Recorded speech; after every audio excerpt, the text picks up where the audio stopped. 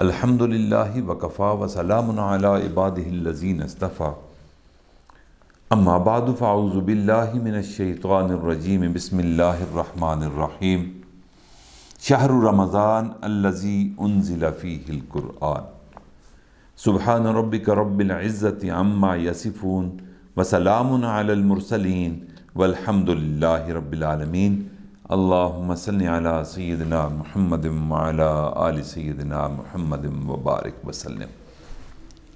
رمضان المبارک کا مہینہ انتہائی اہمیت کا مہینہ ہے کہ اس میں اللہ تعالیٰ اپنے بندوں پر برکتیں نازل فرماتے ہیں، رحمتیں نازل فرماتے ہیں اور مغفرت کے فیصلے فرماتے ہیں۔ یہ برکات کا مہینہ رحمت اور مغفرت کا مہینہ ہے۔ حدیث پاک میں نبی علیہ الصلوۃ والسلام نے ارشاد فرمایا کہ اولھا رحمہ، کہ اس کا پہلا عشرہ رحمت کا مہینہ ہے، یعنی اس کے پہلے دن اللہ تعالیٰ کی رحمت بندے کی طرف متوجہ ہوتی ہے۔ واوسطھا مغفرہ، اور اس کا جو درمیان والا عشرہ ہے اس کو نبی علیہ الصلوۃ والسلام نے مغفرت یعنی گناہوں کی معافی کا عشرہ فرمایا ہے۔ وآخرها عتق من النار، اور آخری 10 دن آگ سے آزادی کے دن نبی علیہ الصلوۃ والسلام نے فرمائے۔ تو آپ خود اندازہ لگا لیں کہ یہ 3 عشرے ہیں، پہلا عشرہ رحمت کا، دوسرا مغفرت کا اور تیسرا نار جہنم سے آزادی کا۔ تو یعنی اس مہینے کا ایک ایک لمحہ، ایک ایک دن، ایک ایک رات انتہائی قیمتی ہے۔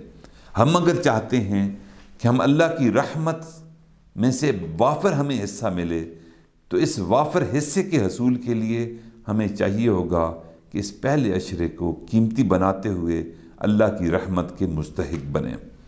میرے بھائیو، اللہ کی رحمت بہانے ڈھونڈتی ہے بندے کو معاف کرنے کے، بندے کی مغفرت کرنے کے اور بندے کے گناہوں کو معاف کرنے کے۔ نبی علیہ الصلوۃ والسلام کا ایک ارشاد گرامی ہے اور اس کا مفہوم ہے کہ مدینہ طیبہ کے قریب ایک قبیلہ رہتا تھا جس قبیلے کا نام بنی کلب تھا۔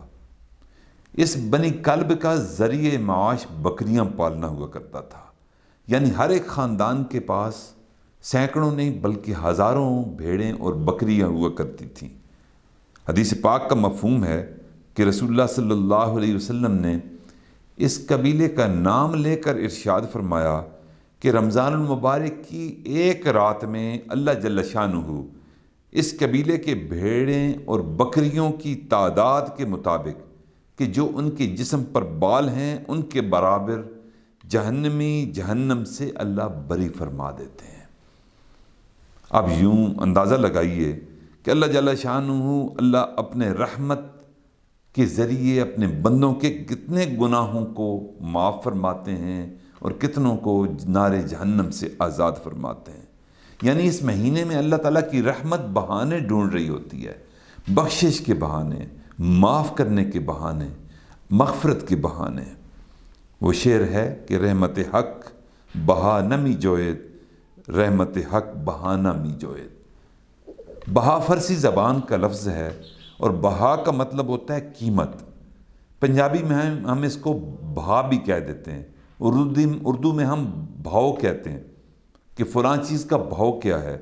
فارسی میں یہ لفظ بہا استعمال ہوتا ہے، یعنی بیش قیمت۔ فرمایا رحمت حق بہا نمی جوید، یعنی اللہ کی رحمت قیمت نہیں مانگتی، اللہ مول نہیں مانگتے۔ رحمت حق بہا نمی جوید، بلکہ اللہ تعالیٰ کی رحمت بہانے مانگ رہی ہوتی ہے بندے کے گناہوں کو معاف کرنے کے لیے، بندے کے گناہوں کو بخشنے کے لیے۔ اس ماہ مبارک میں اللہ تعالیٰ بندے کو ہر حال میں بخشنا چاہتے ہیں کہ تو تھوڑا سا بہانہ کر لے گا، تھوڑی سی عبادت کا ماحول بنا لے گا، تھوڑے سے ذکر اذکار کر دے گا، دن کو روزہ رکھ لے گا، رات کی تراویح پڑھ لے گا، اس کے بدلے میں تیرے سارے گناہوں کو معاف کر دوں گا۔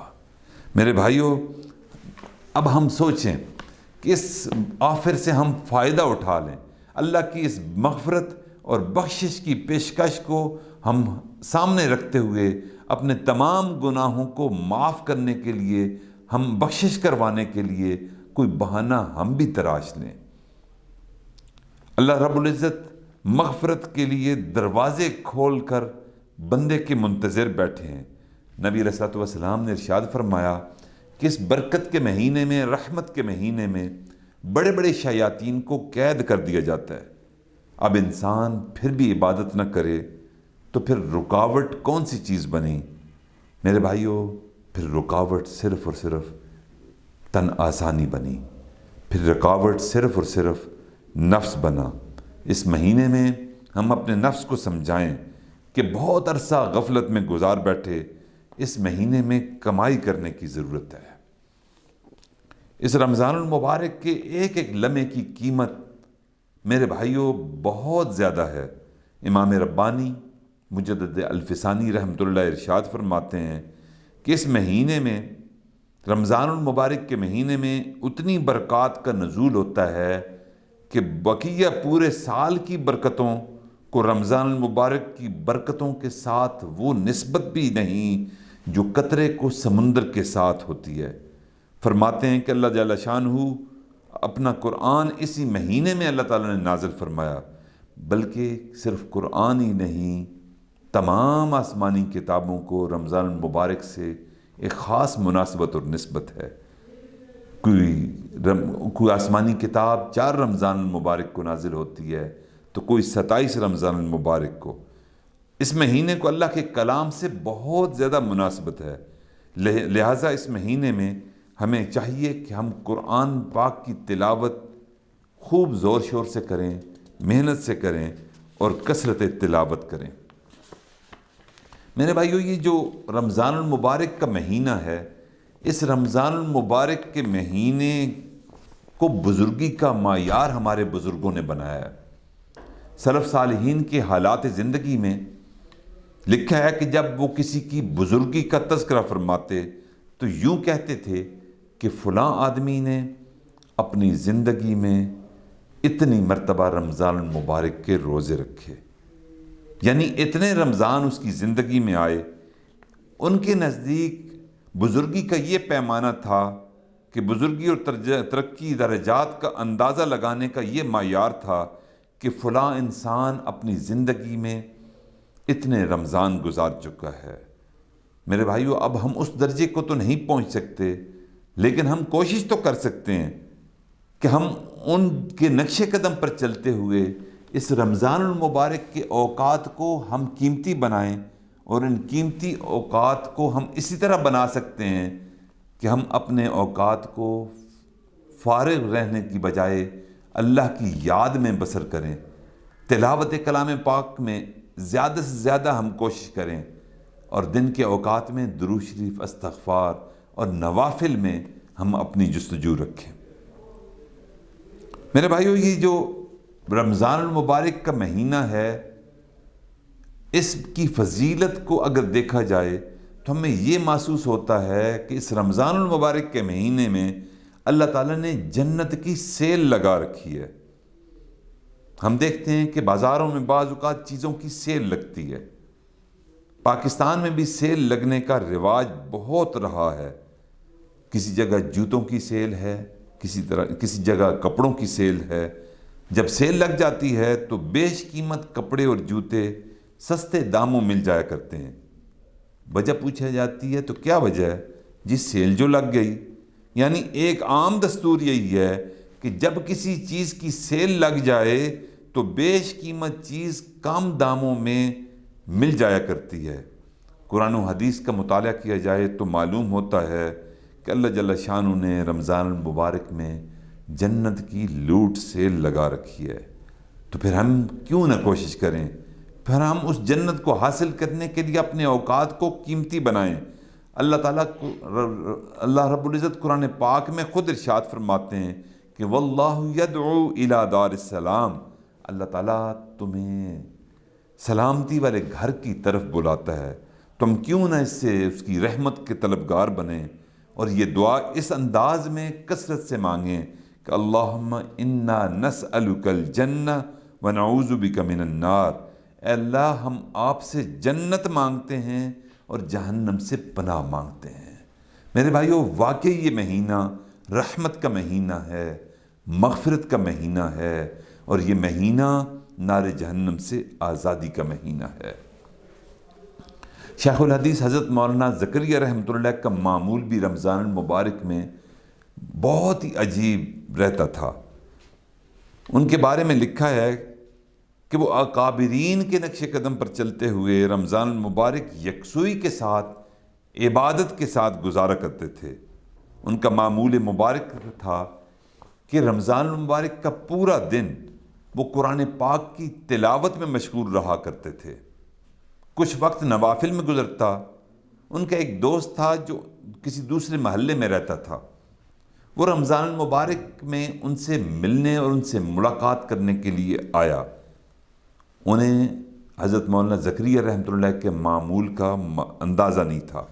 اس نے سلام کیا، حضرت نے جواب دیا، پھر اپنے کمرے میں آ کر تلاوت شروع کر دی۔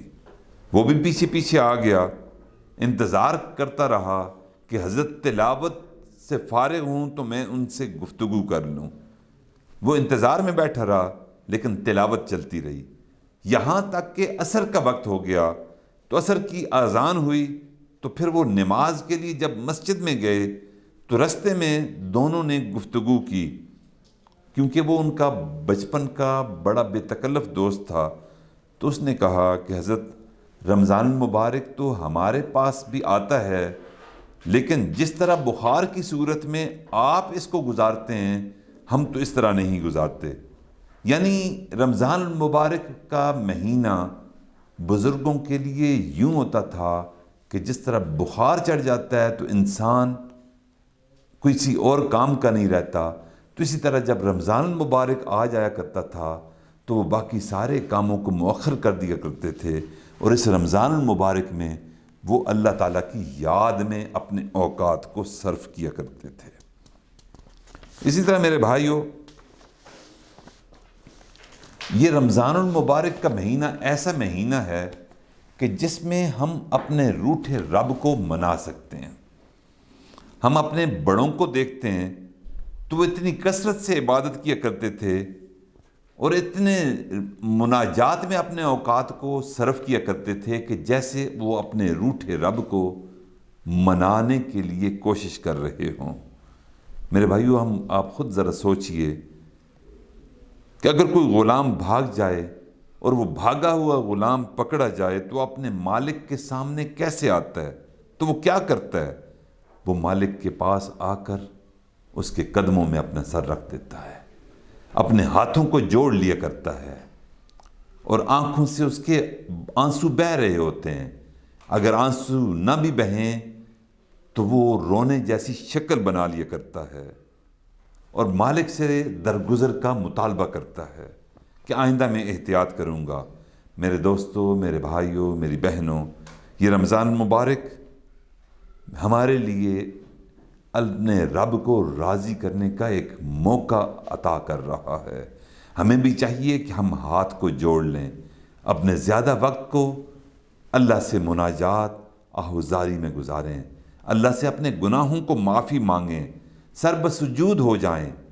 اور سر بسجود جو بندہ ہوتا ہے، نبی علیہ الصلوۃ والسلام نے ارشاد فرمایا، ان الساجد یسجد علی قدمی الرحمن، کہ سجدہ کرنے والا رحمان کے قدموں میں سجدہ کر رہا ہوتا ہے۔ تو جس طرح غلام اپنے مالک کو منانے کے لیے اپنا سر اپنے مالک کے قدموں میں رکھ لیتا ہے، ہم کوشش کریں اس رمضان المبارک کے قیمتی لمحات میں اللہ کو منانے کے لیے اپنا سر بسجود ہوں اور اللہ کے قدموں میں اپنا سر رکھ کر اللہ سے اپنے گناہوں کے معافی مانگیں۔ تو ہمیں اللہ کی رحمت سے کامل یقین ہے کہ یہ رحمتوں اور برکتوں کا مہینہ ہے۔ اللہ تعالیٰ ضرور اپنی رحمتیں نچھاور کرے گا اور ہماری مغفرت اور بخشش کا فیصلہ کر دے گا۔ اور اگر ایک دفعہ یہ فیصلہ میرے بھائیوں ہو گیا تو پھر آنے والی زندگی ہم عہد کریں کہ ہم تقوی اور پرہیزگاری والی زندگی گزاریں گے۔ میرے بھائیوں، جس طرح ہمارے بڑے، ہمارے اکابر، ہمارے مشائخ اور ہمارے اسلاف اس مہینے میں آرام کو خیر آباد کہہ دیا کرتے تھے، ہم بھی کوشش کریں کہ اس رمضان المبارک میں آرام کو خیر آباد کہہ دیں. ہم سوچیں اور یہ فیصلہ کریں کہ 11 مہینے ہم نے اپنی مرضی کے مطابق گزار لیے، مرضی کے مطابق سوئے، مرضی کے مطابق جاگے، جو ملا کھا لیا، گپ شپ کر لی. تو ایک مہینہ تو ہماری زندگی میں ایسا بھی آئے کہ ہم بہت کم سوئیں، ایک مہینہ ایسا بھی آئے کہ ہم کم جاگیں، کم سوئیں اور زیادہ جاگیں اور اپنے جسم کو تھکائیں. پہلے ہم آرام کرتے رہے، آرام کو تج کر ایک دن ایک ماہ ہم اپنے جسم کو اللہ کی رضا کے لیے عبادت میں تھکائیں، تاکہ روز قیامت جہاں ہمارے اکابر اور ہمارے بڑے، ہمارے بزرگ بہت سی عبادتیں لے کر آئیں گے، بہت سے اعمال لے کر آئیں گے، ہم کم از کم ایک مہینہ تو ایسا لے کر آئیں کہ یا اللہ ایک مہینہ ایسا تھا کہ جس میں ہم کم سوئے تھے، کم بولے تھے اور ہم نے عبادت میں اپنے جسم کو تھکایا تھا. اللہ سے دعا ہے کہ اللہ تعالیٰ اس رمضان کی قدر و قیمت کا احساس کرتے ہوئے عبادت میں اپنے اوقات کو صرف کرنے کی توفیق عطا فرمائے. وآخر دعوانا ان الحمد للہ رب العالمین.